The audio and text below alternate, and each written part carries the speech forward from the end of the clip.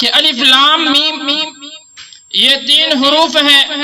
اللہ نے اپنی کتاب کو الف لام میم سے شروع فرمایا اور آگے فرمایا ذالک الکتاب، یہ کتاب ہے لا ریب فیہ، اس کے اندر کوئی شک اور شبہ نہیں.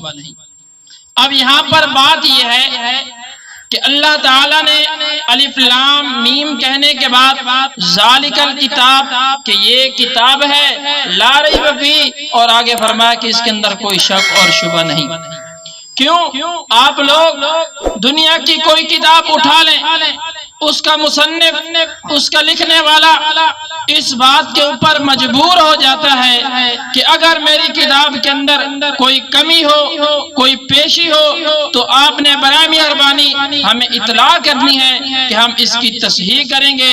دوسرا جو ایڈیشن آئے گا اس کے اندر تصحیح شدہ بات ہوگی. تو اللہ تعالیٰ نے فرمایا کہ اے پیغمبر، جو قرآن آپ کو میں دے رہا ہوں ذالک الکتاب لا ریب فیہ، اس کے اندر کوئی شک اور شبہ نہیں ہے. اب اگر ایک آدمی قرآن پڑھ رہا ہے اور اس کے دل کے اندر یہ بات آئی، اس کو شک پڑ گیا، فرمایا کہ اب اس کا پڑھنا یہ نکارہ ہے، چاہے وہ صبح پڑھے وہ شام کو پڑھے.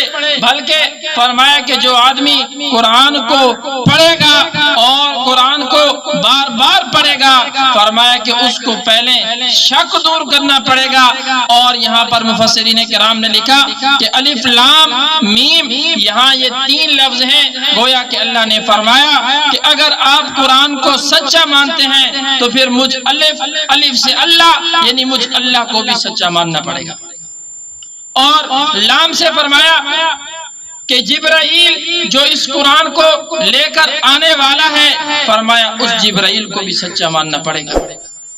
اور آگے فرمایا میم سے مراد آپ صلی اللہ علیہ وسلم کی ذات ہے. فرمایا کہ اے قرآن کو پڑھنے والا، اگر تو الف کو اللہ کو سچا مانتا ہے، جبرائیل کو سچا مانتا ہے، اور میم سے محمد کملی والے کو سچا مانتا ہے، فرمایا کہ پھر اس کتاب کو تو ہاتھ لگائے گا، پھر تجھے اس کتاب کے اندر کوئی شک اور شبہ نہیں آئے گا. جب تیرا شک اور شبہ ختم ہو گیا، فرمایا کہ ذالک الکتاب لا ریب فیہ ھدی للمتقین، جب تجھے اس کتاب کے اوپر کوئی شک نہیں، کوئی شبہ نہیں، تو نے کہا کہ لانے والا بھی سچا، جس کے اوپر آئی وہ بھی سچا، اور جس نے بھیجی وہ بھی سچا. اب یہ تیرے کے لیے ھدی للمتقین، یہ ہدایت ہے متقین لوگوں کے.